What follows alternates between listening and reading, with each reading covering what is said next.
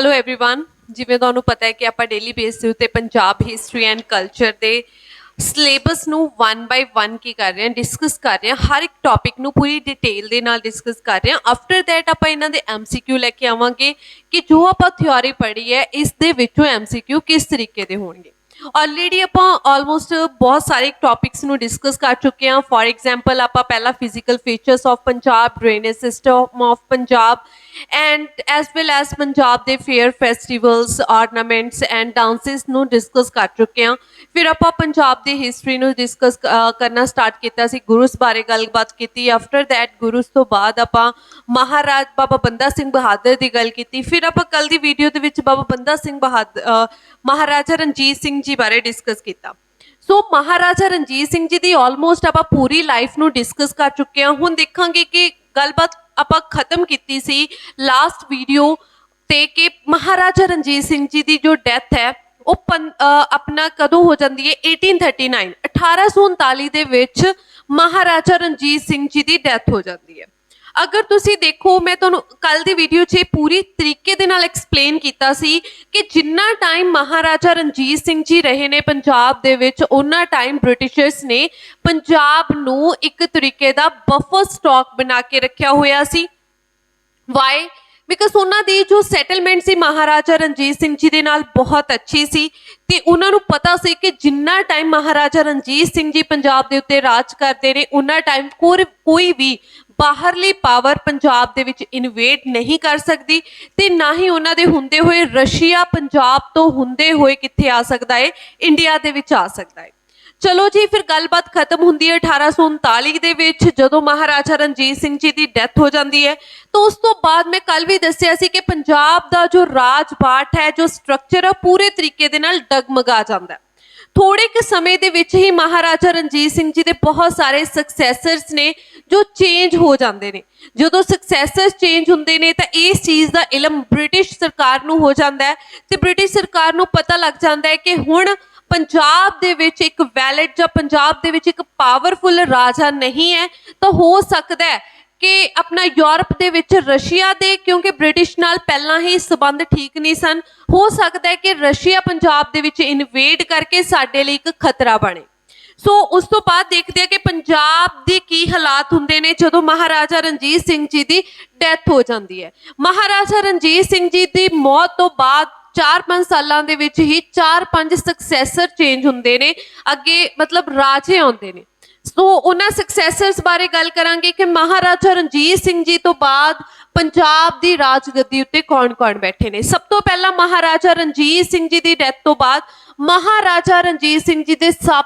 ਤੋਂ ਵੱਡੇ ਪੁੱਤਰ ਸਨ ਖੜਕ ਸਿੰਘ ਠੀਕ ਹੈ ਜੀ ਲਿਖਿਆ ਕਹਿੰਦੇ few days prior to the death of Ranjit Singh had summoned all these high officers and asked them to take oath of allegiance of the eldest son Khadak Singh so ਉਹਨਾਂ ਦੀ ਮੌਤ ਤੋਂ ਬਾਅਦ ਥੋੜੇ ਦਿਨਾਂ ਬਾਅਦ ਹੀ ਜੋ ਮਹਾਰਾਜਾ ਰਣਜੀਤ ਸਿੰਘ ਜੀ ਦਾ ਮੰਤਰੀ ਮੰਡਲ ਸੀ ਉਹ ਕਿਹਨਾਂ ਨੂੰ ਓਥ ਦਿਵਾਉਂਦਾ ਹੈ ਖੜਕ ਸਿੰਘ ਮਹਾਰਾਜਾ ਰਣਜੀਤ ਸਿੰਘ ਜੀ ਦੇ ਜੋ ਸਭ ਤੋਂ ਵੱਡੇ ਪੁੱਤਰ ਸਨ ਖੜਕ ਸਿੰਘ ਰਾਜ ਦੀ ਗੱਦੀ ਉੱਤੇ ਬੈਠਦੇ ਨੇ ਬਟ ਥੋੜੇ ਕੁ ਟਾਈਮ ਬਾਅਦ ਹੀ ਕੀ ਹੁੰਦਾ ਹੈ ਖੜਕ ਸਿੰਘ ਦੀ ਮ੍ਰਿਤਿੂ ਹੋ ਜਾਂਦੀ ਹੈ ਠੀਕ ਹੈ ਸੋ ਇਹ ਤੁਹਾਡੇ ਐਕਸਪਲੇਨ ਕੀਤਾ ਹੋਇਆ ਇਹਨੂੰ ਤੁਸੀਂ ਪੜ੍ਹ ਸਕਦੇ ਹੋ ਬਟ ਆਪਾਂ ਉਹ ਚੀਜ਼ਾਂ ਦੇਖਾਂਗੇ ਜੋ ਐਗਜ਼ਾਮ ਪੁਆਇੰਟ ਆਫ ਵਿਊ ਨਾਲ ਇੰਪੋਰਟੈਂਟ ਹੈ ਜੋ ਜਿੱਥੋਂ ਤੁਹਾਨੂੰ ਐਗਜ਼ਾਮ ਦੇ ਵਿੱਚ ਕੁਐਸਚਨ ਪੁੱਛੇ ਜਾਣੇ ਨੇ ਹੁਣ ਆਪਾਂ ਦੇਖਿਆ ਕਿ ਖੜਕ ਸਿੰਘ ਨੂੰ ਗੱਦੀ ਦੇ ਉੱਤੇ ਬਿਠਾ ਦਿੱਤਾ ਜਾਂਦਾ ਹੈ ਇਸ ਤੋਂ ਬਾਅਦ ਕੀ ਹੁੰਦਾ ਹੈ ਕਹਿੰਦੇ Kharak Singh succeeded the throne of Lahore in 1839 after the demise of Maharaja Ranjit Singh ਠੀਕ ਹੈ ਮਹਾਰਾਜਾ ਰਣਜੀਤ ਸਿੰਘ ਜੀ ਦੀ ਮੌਤ ਤੋਂ ਬਾਅਦ ਕੌਣ ਗੱਦੀ ਦੇ ਉੱਤੇ ਬੈਠਦਾ ਹੈ ਖੜਕ ਸਿੰਘ ਬੈਠਦੇ ਨੇ ਜੋ ਮਹਾਰਾਜਾ ਰਣਜੀਤ ਸਿੰਘ ਜੀ ਦੇ ਸਭ ਤੋਂ ਵੱਡੇ ਪੁੱਤਰ ਸਨ ਤੇ ਸ਼ੇਰ ਸਿੰਘ ਮਹਾਰਾਜਾ ਰਣਜੀਤ ਸਿੰਘ ਜੀ ਦੇ ਦੂਸਰੇ ਪੁੱਤਰ ਸਨ another son of Maharaja Ranjit Singh also claimed at the throne of Lahore ਦੇਖੋ ਤੁਹਾਨੂੰ ਪਤਾ ਹੈ ਕਿ ਇੱਥੇ ਭਾਈਆਂ ਇੰਡੀਆ ਦੇ ਵਿੱਚ ਪੰਜਾਬ ਦੇ ਵਿੱਚ ਮੇਨਲੀ ਯੂਨਿਟੀ ਨਹੀਂ ਸੀ ਹੁਣ ਇੱਕ ਵੱਡੇ ਭਰਾ ਨੂੰ ਜਦੋਂ ਗੱਦੀ ਦੇ ਉੱਤੇ ਬਿਠਾਇਆ ਜਾਂਦਾ ਹੈ ਤਾਂ ਛੋਟੇ ਭਰਾ ਨੂੰ ਜਲਨ ਹੁੰਦੀ ਹੈ ਉਹ ਵੀ ਚਾਹੁੰਦਾ ਹੈ ਕਿ ਮੈਂ ਗੱਦੀ ਦੇ ਉੱਤੇ ਬੈਠਾਂ ਤਾਂ ਮਹਾਰਾਜਾ ਰਣਜੀਤ ਸਿੰਘ ਦੇ ਵੱਡੇ ਪੁੱਤਰ ਖੜਕ ਸਿੰਘ ਦੀ ਕੀ ਹੋ ਜਾਂਦੀ ਹੈ ਮ੍ਰਿਤਿੂ ਹੋ ਜਾਂਦੀ ਹੈ ਵਾਈ ਕਿਉਂਕਿ ਸ਼ੇਰ ਸਿੰਘ ਵੀ ਚਾਹੁੰਦਾ ਹੈ ਕਿ ਮੈਨੂੰ ਲਾਹੌਰ ਦਾ ਥਰੋਨ ਮਿਲੇ ਠੀਕ ਹੈ ਜੀ ਤੇ ਜਦੋਂ ਖੜਕ ਸਿੰਘ ਦੀ ਮ੍ਰਿਤਿੂ ਹੁੰਦੀ ਹੈ ਤਾਂ ਉਸ ਤੋਂ ਬਾਅਦ ਆਫਟਰ ਖੜਕ ਸਿੰਘ ਗੱਦੀ ਦੇ ਉੱਤੇ ਕੌਣ ਬੈਠਦਾ ਹੈ? ਦੇਖੋ ਮੇਨ ਬੰਦਾ ਤਾਂ ਜੋ ਅਗਲਾ ਸਕਸੈਸਰ ਹੁੰਦਾ ਤਾਂ ਸ਼ੇਰ ਸਿੰਘ ਹੁੰਦਾ, ਕਿਉਂਕਿ ਸ਼ੇਰ ਸਿੰਘ ਨੇ ਹੀ ਕਿਤੇ ਨਾ ਕਿਤੇ ਖੜਕ ਸਿੰਘ ਨੂੰ ਮਾਰਨ ਦੀ ਕੋਸ਼ਿਸ਼ ਕੀਤੀ ਸੀ। ਤਾਂ ਬਟ ਉਸ ਤੋਂ ਬਾਅਦ ਨੈਕਸਟ ਸਕਸੈਸਰ ਆਉਂਦੇ ਨੇ ਜੀ ਨੌ ਨਿਹਾਲ ਸਿੰਘ। ਬਸ ਤੁਸੀਂ ਦੇਖਦੇ ਜਾਣਾ ਹੈ ਕਿ ਕੌਣ ਕੌਣ ਸਕਸੈਸਰ ਆਉਂਦਾ ਹੈ, ਜੋ ਐਗਜ਼ਾਮ ਪੁਆਇੰਟ ਆਫ ਵਿਊ ਨਾਲ ਇੰਪੋਰਟੈਂਟ ਹੈ।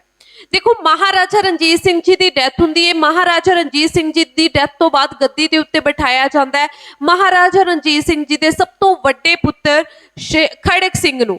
ਤੇ ਖੜਕ ਸਿੰਘ ਦੀ ਜੈਲਸ ਜੋ ਇੱਕ ਕ੍ਰੀਏਟ ਹੁੰਦੀ ਹੈ ਉਹ ਸ਼ੇਰ ਸਿੰਘ ਦੇ ਵਿੱਚ ਹੁੰਦੀ ਹੈ ਕਿ ਸ਼ੇਰ ਸਿੰਘ ਨੂੰ ਮੈਂ ਕਿਉਂ ਨਹੀਂ ਗੱਦੀ ਦੇ ਉੱਤੇ ਬੈਠਾ, ਤਾਂ ਜਿਸ ਕਰਕੇ ਖੜਕ ਸਿੰਘ ਦੀ ਮੌਤ ਕਰਵਾਈ ਜਾਂਦੀ ਹੈ ਜਾਂ ਕਤਲ ਕਰਵਾਇਆ ਜਾਂਦਾ ਹੈ।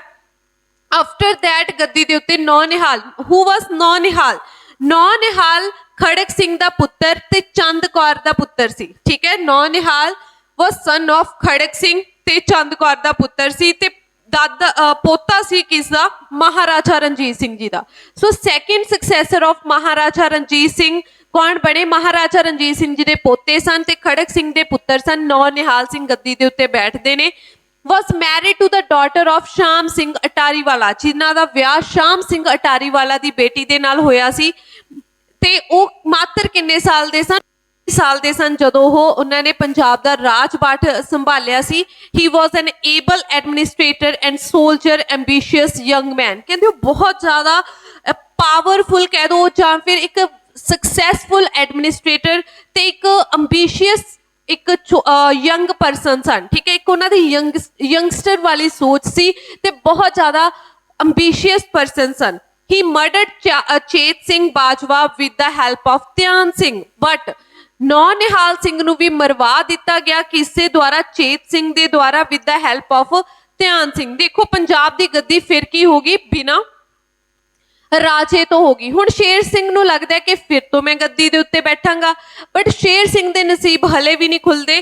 ਤਾਂ ਨੌ ਨਿਹਾਲ ਦੀ ਮੌਤ ਤੋਂ ਬਾਅਦ ਜੋ ਗੱਦੀ ਦੇ ਉੱਤੇ ਬੈਠਦਾ ਹੈ ਪੰਜਾਬ ਦੀ ਦੇ ਉੱਤੇ, ਉਹ ਕੌਣ ਨੇ? ਬੀਬੀ ਚੰਦ ਕੌਰ, ਠੀਕ ਹੈ ਜੀ। ਕੌਣ ਬੈਠਦੇ ਨੇ? ਰਾਣੀ ਚੰਦ ਕੌਰ। ਹੂ ਵਾਸ ਰਾਣੀ ਚੰਦ ਕੌਰ? ਰਾਣੀ ਚੰਦ ਕੌਰ ਵਾਸ ਮਦਰ ਆਫ ਨੌ ਨਿਹਾਲ ਸਿੰਘ, ਵਾਈਫ ਆਫ ਖੜਕ ਸਿੰਘ ਤੇ daughter in law of Maharaja Ranjit Singh. ਜੋ ਮਹਾਰਾਜਾ ਰਣਜੀਤ ਸਿੰਘ ਜੀ ਦੇ ਨੂੰਹ ਸਨ, ਖੜਕ ਸਿੰਘ ਦੇ ਪਤਨੀ ਤੇ ਨੌ ਨਿਹਾਲ ਸਿੰਘ ਦੇ ਮਾਤਾ ਸਨ। ਤੀਸਰੇ ਪੰਜਾਬ ਦੇ ਸਕਸੈਸਰ ਹੁੰਦੇ ਨੇ ਬੀਬੀ ਚੰਦ ਕੌਰ, ਤੇ ਬੀਬੀ ਚੰਦ ਕੌਰ ਦੀ ਵੀ ਡੈਥ ਹੋ ਜਾਂਦੀ ਹੈ। ਤੇ ਬੀਬੀ ਚੰਦ ਕੌਰ ਦੀ ਡੈਥ ਤੋਂ ਬਾਅਦ ਸਕਸੈਸਰ ਕੌਣ ਹੁੰਦੇ ਨੇ? ਗੱਦੀ ਦੇ ਉੱਤੇ ਬੈਠਦੇ ਨੇ ਸ਼ੇਰ ਸਿੰਘ, ਠੀਕ ਹੈ ਜੀ। ਦੇਖੋ ਇੱਕ ਦੂਜੇ ਦਾ ਮਰਡਰ ਕਰਵਾਉਂਦੇ ਰਹਿੰਦੇ ਨੇ ਗੱਦੀ ਦੇ ਕਰਕੇ, ਜਿਹਦੇ ਕਰਕੇ 3-4 ਸਾਲਾਂ ਦੇ ਵਿੱਚ ਹੀ ਪੰਜਾਬ ਦੇ 5 ਤੋਂ 6 ਜੋ ਸਕਸੈਸਰ ਅੱਗੇ ਆ ਚੁੱਕੇ ਸਨ। ਸੋ ਸ਼ੇਰ ਸਿੰਘ ਦੀ ਡੈਥ ਤੋਂ ਬਾਅਦ ਮਹਾਰਾਜਾ ਰਣਜੀਤ ਸਿੰਘ ਦੇ ਸਭ ਤੋਂ ਛੋਟੇ ਪੁੱਤਰ ਕਿਸ ਦੇ ਪੁੱਤਰ ਸਨ? ਮਹਾਰਾਜਾ ਰਣਜੀਤ ਸਿੰਘ। ਤੇ ਮਹਾਰਾਜਾ ਰਣਜੀਤ ਸਿੰਘ ਦੀ ਸਭ ਤੋਂ ਛੋਟੀ ਰਾਣੀ ਮਹਾਰਾਣੀ ਜਿੰਦਾ ਦੇ ਪੁੱਤਰ ਸਨ ਦਲੀਪ ਸਿੰਘ। ਉਹਨਾਂ ਨੂੰ ਗੱਦੀ ਦੇ ਉੱਤੇ ਬਿਠਾਇਆ ਜਾਂਦਾ ਹੈ। ਕਹਿੰਦੇ Duleep Singh son of Rani Jinda was Maharaja Ranjit was declared Maharaja and Hira Singh Dogra become his minister. ਦੇਖੋ ਹੁੰਦਾ ਕੀ ਹੈ, ਸਭ ਤੋਂ ਪਹਿਲਾਂ ਖੜਕ ਸਿੰਘ ਗੱਦੀ ਦੇ ਉੱਤੇ ਬੈਠਦੇ ਨੇ, ਫਿਰ ਨੌ ਨਿਹਾਲ ਸਿੰਘ, ਫਿਰ ਚੰਦ ਕੌਰ ਤੇ ਫਿਰ ਸ਼ੇਰ ਸਿੰਘ। ਸ਼ੇਰ ਸਿੰਘ ਤੋਂ ਬਾਅਦ ਬੈਠਦੇ ਨੇ ਦਲੀਪ ਸਿੰਘ, ਤੇ Duleep Singh was a youngest son of Maharaja Ranjit Singh. Maharaja Ranjit Singh ji ਦੇ ਸਭ ਤੋਂ ਛੋਟੇ ਪੁੱਤਰ ਸਨ। ਹੁਣ ਐਗਜ਼ਾਮ ਦੇ ਵਿੱਚ ਪੁੱਛਿਆ ਜਾਂਦਾ ਹੈ ਕਿ ਪੰਜਾਬ ਦੇ ਲਾਸਟ ਰਾਜਾ ਕੌਣ ਹੋਏ ਨੇ? ਮਹਾਰਾਜਾ ਰਣਜੀਤ ਸਿੰਘ ਜੀ ਦੇ ਸਭ ਤੋਂ ਛੋਟੇ ਪੁੱਤਰ ਦਲੀਪ ਸਿੰਘ। ਤੇ ਜੋ ਹਰੀ ਸਿੰਘ ਡੋਗਰਾ ਹੈ ਉਹਨਾਂ ਦੇ ਮਿਨਿਸਟਰ ਬਣਾਏ ਜਾਂਦੇ ਨੇ। But Rani Jinda and Hari Singh Dogra has no good relations. But Hira Singh ਤੇ ਮਹਾਰਾਣੀ ਜਿੰਦਾ ਦੇ ਆਪਸ ਦੇ ਵਿੱਚ ਜੋ ਰਿਲੇਸ਼ਨ ਸਨ ਉਹ ਵਧੀਆ ਨਹੀਂ ਸਨ, ਕਿਉਂਕਿ ਰਾਣੀ ਜਿੰਦਾ wanted to get rid of Hira Singh because she was keen to see her brother Jawahar Singh as a ਵਜ਼ੀਰ। ਕਿਉਂਕਿ ਮਹਾਰਾਣੀ ਜਿੰਦਾ ਚਾਹੁੰਦੀ ਸੀ ਕਿ ਇਸ ਹੀਰਾ ਸਿੰਘ ਨੂੰ ਹਟਾਇਆ ਜਾਵੇ ਤੇ ਮੇਰੇ ਬ੍ਰਦਰ ਜਵਾਹਰ ਸਿੰਘ ਨੂੰ ਕੀ ਹੈ? ਵਜ਼ੀਰ ਬਣਾਇਆ ਜਾਵੇ। ਸੋ ਇਸੇ ਤਰੀਕੇ ਦੇ ਨਾਲ ਮਤਲਬ ਇੱਕ ਲਾਲਚ ਦੇ ਨਾਲ, ਇੱਕ ਗੱਦੀ ਦੇ ਲਾਲਚ ਦੇ ਨਾਲ ਬਹੁਤ ਸਾਰੇ ਸਕਸੈਸਰ ਨੇ ਜੋ ਹੁੰਦੇ ਜਾਂਦੇ ਨੇ। ਸੋ ਤੁਸੀਂ ਦੇਖਿਆ, ਆਪਾਂ ਗੱਲਬਾਤ ਕੀਤੀ ਹੈ ਕਿ ਦੇਖੋ ਮਹਾਰਾਜਾ ਰਣਜੀਤ ਸਿੰਘ ਜੀ ਦੀ ਜੋ ਮ੍ਰਿਤਿੂ ਹੈ ਉਹ ਕਦੋਂ ਹੋ ਜਾਂਦੀ ਹੈ? 1839 ਦੇ ਵਿੱਚ ਹੋ ਜਾਂਦੀ ਹੈ। ਆਫਟਰ ਦੈਟ ਪਹਿਲੇ ਸਕਸੈਸਰ ਆਉਂਦੇ ਨੇ ਖੜਕ ਸਿੰਘ। ਖੜਕ ਸਿੰਘ ਦੀ ਮ੍ਰਿਤੂ ਤੋਂ ਬਾਅਦ ਆਉਂਦੇ ਨੇ ਨੌ ਨਿਹਾਲ ਸਿੰਘ, ਨੌ ਨਿਹਾਲ ਦੀ ਮ੍ਰਿਤੂ ਤੋਂ ਬਾਅਦ ਚੰਦ ਕੌਰ ਆਉਂਦੇ ਨੇ, ਤੇ ਚੰਦ ਕੌਰ ਦੀ ਮ੍ਰਿਤੂ ਤੋਂ ਬਾਅਦ ਸ਼ੇਰ ਸਿੰਘ, ਤੇ ਸ਼ੇਰ ਸਿੰਘ ਦੀ ਮ੍ਰਿਤੂ ਤੋਂ ਬਾਅਦ ਦਲੀਪ ਸਿੰਘ ਆਉਂਦੇ ਨੇ। ਹੁਣ ਇਹ ਚੀਜ਼ ਬ੍ਰਿਟਿਸ਼ਰਸ ਵੀ ਨੋਟਿਸ ਕਰ ਰਹੇ ਸੀ ਕਿ ਐਵੇਂ ਦੀ ਕੀ ਚੀਜ਼ ਹੈ ਕਿ ਇੱਕ ਪੰਜਾਬ ਨੂੰ ਇੱਕ ਵਧੀਆ ਸਕਸੈਸਰ ਜਾਂ ਪੰਜਾਬ ਨੂੰ ਇੱਕ ਵਧੀਆ ਰਾਜਾ ਨਹੀਂ ਮਿਲ ਰਿਹਾ, ਤੇ ਇਹ ਜੋ ਹਾਲਾਤ ਦੇਖ ਕੇ ਬ੍ਰਿਟਿਸ਼ਰਸ ਵੀ ਡਰ ਜਾਂਦੇ ਨੇ ਕਿ ਅਗਰ ਇੱਕ ਪੰਜਾਬ ਦੇ ਵਿੱਚ ਇੱਕ ਸਟਰੋਂਗ ਰਾਜਾ ਨਹੀਂ ਹੈ ਤਾਂ ਉਹਨਾਂ ਨੂੰ ਰਸ਼ੀਆ ਦਾ ਡਰ ਹੈ, ਕਿਤੇ ਰਸ਼ੀਆ, ਕਿਉਂਕਿ ਰਸ਼ੀਆ ਦੇ ਨਾਲ ਬ੍ਰਿਟਿਸ਼ਰਸ ਦੇ ਜੋ ਸੰਬੰਧ ਸਾਨੂੰ ਅੱਛੇ ਨਹੀਂ ਸਨ, ਤੇ ਹੋ ਸਕਦਾ ਸੀ ਕਿ ਰਸ਼ੀਆ ਅਫਗਾਨ ਤੋਂ ਹੁੰਦੇ ਹੋਏ ਪੰਜਾਬ ਦੇ ਵਿੱਚ ਆ ਸਕਦੀ ਸੀ ਤੇ ਬ੍ਰਿਟਿਸ਼ਰਸ ਦੇ ਲਈ ਇੱਕ ਮੁਸੀਬਤ ਕ੍ਰੀਏਟ ਕਰ ਸਕਦੀ ਸੀ। ਸੋ ਦੈਟਸ ਵਾਈ ਉਹਨਾਂ ਨੇ ਸੋਚਿਆ ਕਿਉਂ ਨਾ ਆਪਾਂ ਪੰਜਾਬ ਨੂੰ ਹੁਣ ਕੈਪਚਰ ਕਰ ਲਿਆ ਜਾਵੇ, ਜਿਸ ਕਰਕੇ ਪੰਜਾਬ ਨੂੰ ਕੈਪਚਰ ਕਰਨ ਦੇ ਲਈ ਹੁਣ ਬ੍ਰਿਟਿਸ਼ ਸਰਕਾਰ ਨੇ 2 ਐਂਗਲੋ ਸਿੱਖ ਵਾਰ ਲੜੀਆਂ। ਐਗਜ਼ਾਮ ਪੁਆਇੰਟ ਆਫ ਵਿਊ ਨਾਲ ਬਹੁਤ ਇੰਪੋਰਟੈਂਟ ਨੇ। ਫਸਟ ਐਂਗਲੋ ਸਿੱਖ ਵਾਰ ਹੁੰਦੀ ਹੈ ਸਾਡੀ 1845 ਤੇ 1846 ਤੱਕ। ਐਗਜ਼ਾਮ ਦੇ ਵਿੱਚ ਪੁੱਛਿਆ ਜਾਏਗਾ ਕਿ ਫਸਟ ਐਂਗਲੋ ਸਿੱਖ ਵਾਰ ਕਦੋਂ ਹੋਈ। ਸੈਕਿੰਡ ਕੁਐਸਚਨ ਹੋਏਗਾ ਕਿ ਜਦੋਂ ਪੰਜਾਬ ਦੀ ਐਂਗਲੋ ਸਿੱਖ ਵਾਰ ਹੋਈ ਉਸ ਟਾਈਮ ਪੰਜਾਬ ਦੇ ਵਿੱਚ ਵਾਇਸਰॉय ਕੌਣ ਸੀ, ਤਾਂ ਆਨਸਰ ਹੋਏਗਾ Lord Hardinge. Sorry, governor general ਕੌਣ ਸੀ ਇੰਡੀਆ ਦਾ? ਲਾਰਡ ਹਡਿੰਗੇ ਸੀ। कौन सी एग्जाम पॉइंट ऑफ व्यू नाल ये चीज इंपॉर्टेंट है, ठीक है। Lord Hardinge was a governor general of India at the time of Anglo Sikh first war. First question तो यही होएगा कि एंग्लो सिख वॉर हुई कदों सी? 1845 तो लैके 1846 तक। ਹੁਣ ਤੁਸੀਂ ਇਹ ਚੀਜ਼ ਯਾਦ ਰੱਖਣੀ ਹੈ ਕਿ ਐਂਗਲੋ ਸਿੱਖ ਵਾਰ ਦੇ ਵਿੱਚ ਅੱਗੇ ਫਰਦਰ ਅਲੱਗ-ਅਲੱਗ ਲੜਾਈਆਂ ਹੋਈਆਂ ਨੇ, ਠੀਕ ਹੈ। ਬੈਟਲ ਆਫ ਮੁਦਕੀ ਹੁੰਦੀ ਹੈ, ਬੈਟਲ ਆਫ ਫਿਰੋਜ਼ ਸ਼ਹਿਰ ਹੁੰਦੀ ਹੈ, ਬੈਟਲ ਆਫ ਅਲੀਵਾਲ, ਸਬਰਾਓ ਤੇ ਬੱਦੋਵਾਲ ਬੈਟਲਸ ਹੁੰਦੀਆਂ, ਅਲੱਗ-ਅਲੱਗ ਬੈਟਲਸ ਹੁੰਦੀਆਂ ਨੇ। ਹੁਣ ਇਹ ਬੈਟਲਸ ਦੇ ਵਿੱਚ ਸਿਰਫ ਇੱਕ ਹੀ ਬੈਟਲ ਹੈ ਬੱਦੋਵਾਲ ਸਿੱਖਾਂ ਵੱਲੋਂ ਜਿੱਤੀ ਗਈ ਸੀ, ਬਾਕੀ ਸਾਰੀਆਂ ਹੀ ਜੋ ਬੈਟਲ ਸੀ ਉਹ ਸਿੱਖ ਹਾਰ ਗਏ ਸਨ। ਉਹਦੇ ਪਿੱਛੇ ਰੀਜ਼ਨ ਕੀ ਸੀ ਕਿ ਜਿਹੜੇ ਸਿੱਖਾਂ ਨੂੰ ਲੀਡ ਕਰ ਰਹੇ ਸਨ, ਲੀਡਰ ਸਨ, ਉਹ ਕੀ ਸਨ? ਕਰਪਟੀ ਸਨ। ਜਿਵੇਂ ਤੇਜ ਸਿੰਘ ਹੋ ਗਏ, ਉਹ ਸਭ ਕਰਪਟੀ ਸਨ, ਭ੍ਰਿਸ਼ਟਾਚਾਰ ਕਰਦੇ ਸਨ ਜਾਂ ਫਿਰ ਉਹ ਦੋਗਲੇ ਬੰਦੇ ਸਨ, ਜਿਨ੍ਹਾਂ ਕਰਕੇ ਪੰਜਾਬ ਨੂੰ ਹਾਰ ਸਹਿਣੀ ਪਈ ਸੀ। ਸੋ ਆਪਾਂ ਸਟਾਰਟ ਕਰਦੇ ਹਾਂ। ਫਸਟ ਬੈਟਲ ਹੁੰਦੀ ਹੈ ਫਸਟ ਐਂਗਲੋ ਸਿੱਖ ਵਾਰ ਦੇ ਵਿੱਚ, ਫਸਟ ਬੈਟਲ ਹੁੰਦੀ ਹੈ ਜੀ battle of Mudki. Battle of Mudki ਹੁੰਦੀ ਹੈ ਜੀ ਸਾਡੀ 18 ਦਸੰਬਰ 1845 ਨੂੰ। ਸੋ ਇਹ ਬੈਟਲਸ ਦੀ ਤੁਹਾਨੂੰ ਸੀਕੁਐਂਸ ਯਾਦ ਹੋਣੀ ਚਾਹੀਦੀ ਹੈ ਕਿ ਫਸਟ ਬੈਟਲ ਕਿਹੜੀ ਹੋਈ, ਸੈਕਿੰਡ ਬੈਟਲ ਕਿਹੜੀ ਹੋਈ, ਬਿਕਾਜ਼ ਐਗਜ਼ਾਮ ਦੇ ਵਿੱਚ ਕ੍ਰੋਨੋਲੋਜੀਕਲ ਆਰਡਰ ਦੇ ਵਿੱਚ ਅਰੇਂਜ ਕਰਨ ਲਈ ਤੁਹਾਨੂੰ ਆਏਗਾ, ਠੀਕ ਹੈ। ਬੈਟਲ ਆਫ ਮੁਦਕੀ ਹੁੰਦੀ ਹੈ ਜੀ, ਗਵਰਨਰ ਜਨਰਲ ਆਫ ਇੰਡੀਆ ਕੌਣ ਹੁੰਦੇ ਨੇ ਉਸ ਟਾਈਮ? ਲਾਰਡ ਹਡਿੰਗੇ 1 ਹੁੰਦੇ ਨੇ।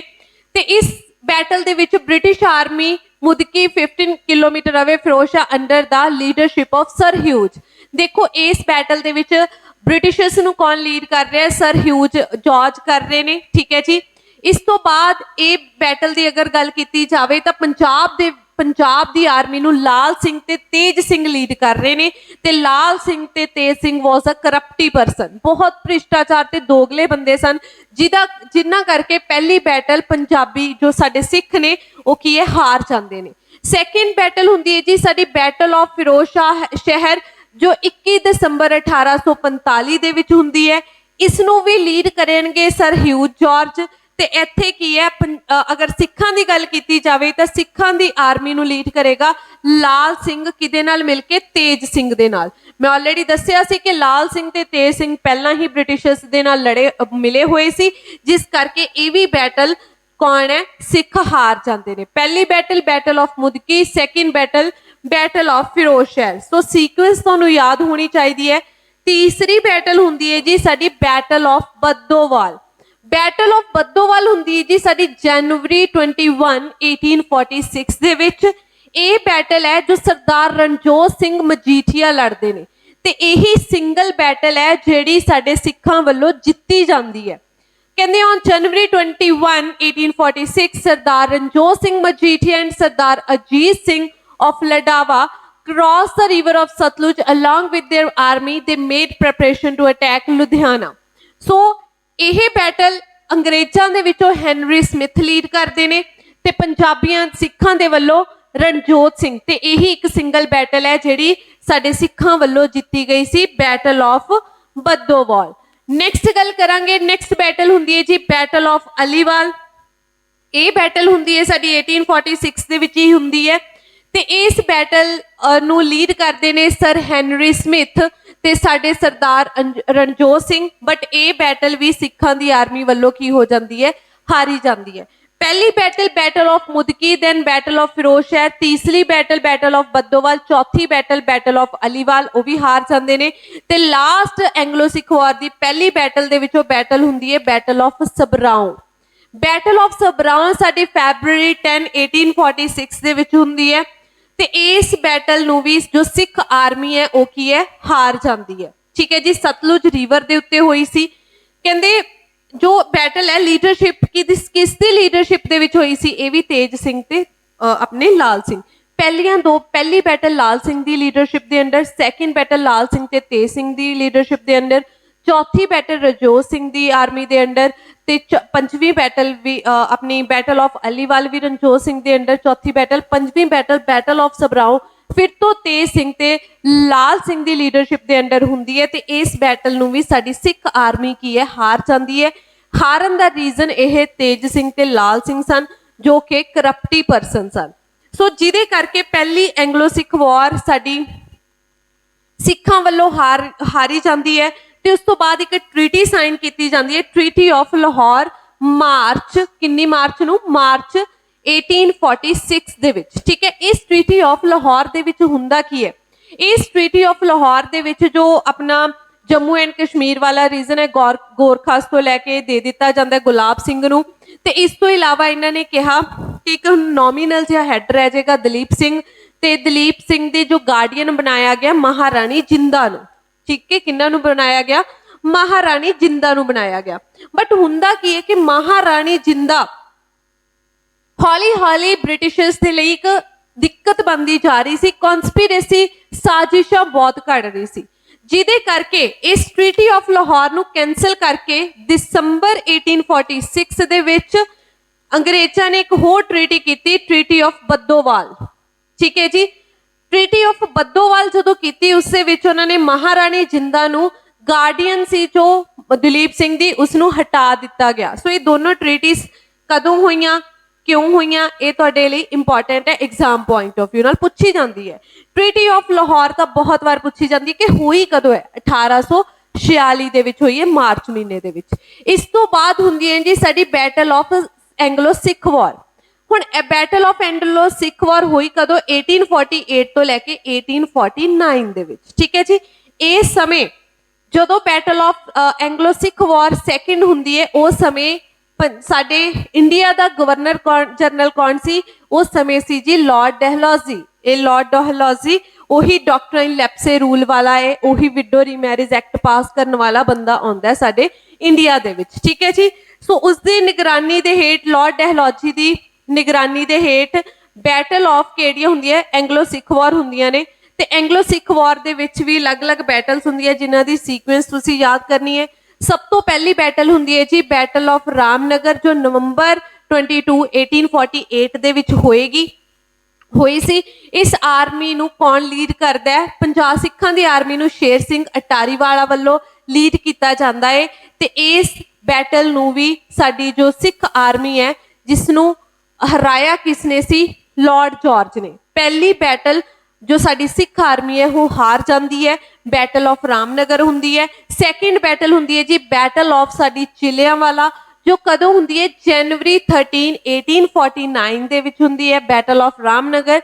दैन बैटल ऑफ चिलियांवाला कहते पहले वीक जनवरी के 1849 दे विच जिहड़ा लॉर्ड ह्यूज है, देखो जो लॉर्ड ह्यूज है उही बैटल सारियां नूं लीड करदा आ रहा है। कहते Lord Hughes got news and Chattar Singh had captured Attock. So on January 12 he reached Dingai along with his army 12 kilometers away from camps Sikh army. On January Britishers Sikh army was ordered George. So तुसीं ये गल याद रखनी है, जिहड़ी चिलियां वाली battle है, जे गल करिए आपां बैटल ऑफ चिलियां वाली दी, ये बैटल ऑफ साडी रामनगर तो बाद दे विच हुंदी है।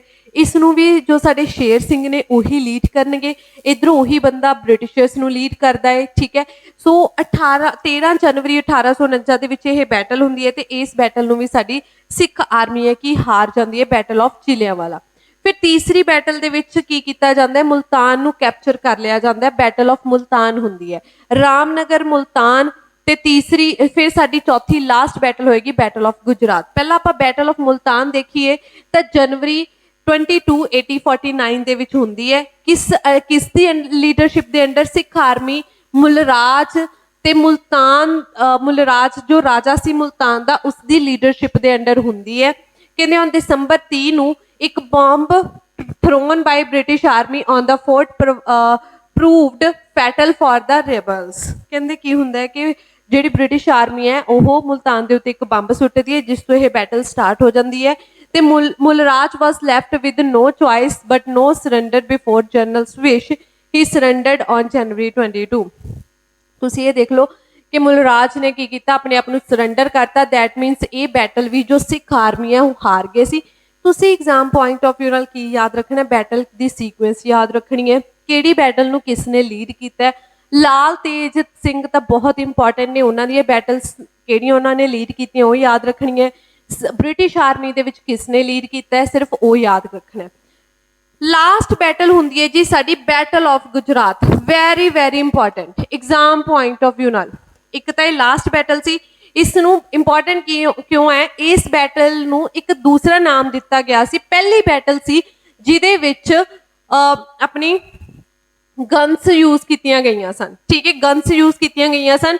ਸੋ बैटल ऑफ गुजरात ਨੂੰ बैटल ऑफ गन्स ਵੀ ਕਿਹਾ ਜਾਂਦਾ ਹੈ। ਐਗਜ਼ਾਮ ਪੁਆਇੰਟ ਆਫ ਵਿਊ ਨਾਲ ਬਹੁਤ ਇੰਪੋਰਟੈਂਟ ਹੈ। बैटल ऑफ गुजरात ਨੂੰ ਕੀ ਕਿਹਾ ਜਾਂਦਾ ਹੈ? बैटल ऑफ गन्स ਕਿਹਾ ਜਾਂਦਾ ਹੈ। ਤੇ ਇਸ ਦੇ ਵਿੱਚ ਕੀ ਹੋਇਆ ਸੀ ਕਿ battle took place at Gujarat between Britishers and Sikh army ਦੇ ਵਿੱਚ ਹੋਈ ਸੀ। This war Chatar Singh and Sher Singh got together. ਇਹਦੇ ਵਿੱਚ चतर सिंह ਤੇ शेर सिंह ने मिल के ब्रिटिश आर्मी ਦਾ ਸਾਹਮਣਾ ਕੀਤਾ ਸੀ। ਤੇ ਇਹ ਲਾਸਟ ਬੈਟਲ ਸੀ ਜਿਹੜੀ ਸਿੱਖ ਆਰਮੀ ਕਿਹਨਾਂ ਦੇ ਕੋਲੋਂ ਹਾਰ ਗਈ ਸੀ? ਸਾਡੀ ਬ੍ਰਿਟਿਸ਼ਰਸ ਕੋਲ ਹਾਰ ਗਈ ਸੀ। ਇਹ last Anglo Sikh war the last battle C, battle of Gujarat ਜਾਂ ਫਿਰ बैटल ऑफ गन्स। ਇਸ ਬੈਟਲ ਤੋਂ ਬਾਅਦ ਜਦੋਂ ਸਿੱਖ ਆਰਮੀ ਹਾਰ ਗਈ ਤਾਂ 1849 ਦੇ ਵਿੱਚ ਇਹਦਾ ਰਿਜ਼ਲਟ ਕੀ ਨਿਕਲਿਆ? 1849 ਦੇ ਵਿੱਚ ਲਾਰਡ ਡਲਹੌਜ਼ੀ ਨੇ ਇਸ ਚੀਜ਼ ਦੀ ਅਨਾਉਂਸਮੈਂਟ ਕੀਤੀ ਕਿ ਹੁਣ ਪੰਜਾਬ ਦੇ ਵਿੱਚ ਕੁਝ ਨਹੀਂ ਬਚਿਆ ਤੇ ਪੰਜਾਬ ਨੂੰ ਬ੍ਰਿਟਿਸ਼ ਸਰਕਾਰ ਕੀ ਕਰ ਰਹੀ ਹੈ? ਅਨੈਕਸ ਕਰ ਰਹੀ ਹੈ। ਸੋ ਯਾਦ ਰੱਖਣਾ ਹੈ ਕਿ ਪੰਜਾਬ ਨੂੰ ਬ੍ਰਿਟਿਸ਼ ਆਰਮੀ ਦੇ ਵੱਲੋਂ ਕਦੋਂ ਕਬਜ਼ਾ ਕੀਤਾ ਗਿਆ ਸੀ ਜਾਂ ਅਨੈਕਸ ਕੀਤਾ ਗਿਆ ਸੀ? 1849 ਦੇ ਵਿੱਚ। ਕਿਸ ਦੇ ਦੁਆਰਾ ਡਿਕਲੇਅਰ ਕੀਤਾ ਗਿਆ ਸੀ? ਗਵਰਨਰ ਜਨਰਲ ਆਫ ਇੰਡੀਆ ਕੌਣ ਸਨ ਉਸ ਸਮੇਂ? ਲਾਰਡ ਡਲਹੌਜ਼ੀ ਸਨ। ਠੀਕ ਹੈ ਜੀ, ਲਾਰਡ ਡਲਹੌਜ਼ੀ ਨੇ ਇਸ ਚੀਜ਼ ਨੂੰ ਅਨਾਉਂਸਮੈਂਟ ਕੀਤੀ ਸੀ ਕਿ ਅਸੀਂ ਕੀ ਕਰ ਰਹੇ ਹਾਂ? ਪੰਜਾਬ ਨੂੰ ਹੁਣ ਅਨੈਕਸ ਕਰ ਰਹੇ ਹਾਂ। ਇਸ ਤੋਂ ਇਲਾਵਾ ਮਹਾਰਾਜਾ ਦਲੀਪ ਸਿੰਘ ਨੂੰ ਕੀ ਕੀਤਾ ਗਿਆ ਸੀ? ਡੀਥਰੋਨਡ ਕਰ ਦਿੱਤਾ ਗਿਆ ਸੀ। ਉਸਨੂੰ ਉਸਦਾ ਜੋ ਤਾਜ ਸੀ ਉਹ ਵਾਪਿਸ ਲੈ ਲਿਆ ਗਿਆ ਸੀ। ਤੇ Britishers captured the entire property of Punjab including Kohinoor diamond. ਇਸ ਤੋਂ ਇਲਾਵਾ ਬ੍ਰਿਟਿਸ਼ ਸਰਕਾਰ ਨੇ ਕੋਹੀਨੂਰ ਡਾਇਮੰਡ ਦੇ ਨਾਲ ਜਿੰਨੀ ਵੀ ਪੰਜਾਬ ਦੀ ਇੰਪੋਰਟੈਂਟ ਪ੍ਰੋਪਰਟੀ ਸੀ ਉਸ ਨੂੰ ਲੈ ਗਏ ਸਨ। ਤੇ Duleep Singh's pension was fixed between 4 to 5 lakh. ਤੇ ਦਲੀਪ ਸਿੰਘ ਨੂੰ ਵੀ ਇਹ ਯੂਕੇ ਲੈ ਗਏ ਸਨ ਤੇ ਉੱਥੇ ਇਹਦੀ ਜੋ ਇੱਕ ਪੈਨਸ਼ਨ ਸੀ ਉਹ ਫਿਕਸ ਕਰ ਦਿੱਤੀ ਗਈ ਸੀ। ਸੋ ਇਸ ਦੇ ਨਾਲ ਹੀ ਆਪਾਂ ਦੇਖਿਆ ਕਿ ਮਹਾਰਾਜਾ ਰਣਜੀਤ ਸਿੰਘ ਦਾ ਟਾਈਮ ਪੀਰੀਅਡ ਦੇ ਵਿੱਚ ਕੀ ਹੋਇਆ ਤੇ ਉਹਨਾਂ ਦੀ ਮ੍ਰਿਤਿੂ ਤੋਂ ਬਾਅਦ ਕਿਸ ਤਰੀਕੇ ਦੇ ਨਾਲ ਪੰਜਾਬ ਦਾ ਜੋ ਰਾਜਬਾਟ ਸੀ ਉਹ ਡਗਮਗਾ ਗਿਆ ਸੀ ਤੇ ਕਿਸ ਤਰੀਕੇ ਦੇ ਨਾਲ ਬ੍ਰਿਟਿਸ਼ਰਸ ਨੇ ਪੰਜਾਬ ਨੂੰ ਫਿਰ ਕੈਪਚਰ ਕੀਤਾ ਸੀ। ਹੋਪਫੁਲੀ ਤੁਹਾਨੂੰ ਲੈਕਚਰ ਬਹੁਤ ਅੱਛੇ ਤੇ ਬਹੁਤ ਈਜ਼ੀ ਵੇ ਦੇ ਨਾਲ ਸਮਝ ਆਇਆ ਹੋਵੇਗਾ। ਮੈਂ ਸਿਰਫ ਉਹਨਾਂ ਚੀਜ਼ਾਂ ਦੇ ਉੱਤੇ ਫੋਕਸ ਕਰਦੀ ਹਾਂ ਜੋ ਐਗਜ਼ਾਮ ਪੁਆਇੰਟ ਆਫ ਵਿਊ ਦੇ ਨਾਲ ਪੁੱਛੇ ਜਾਂਦੇ ਨੇ ਐਗਜ਼ਾਮ ਦੇ ਵਿੱਚ। So thank you so much. ਮਿਲਦੇ ਹਾਂ ਨੈਕਸਟ ਲੈਕਚਰ ਦੇ ਵਿੱਚ।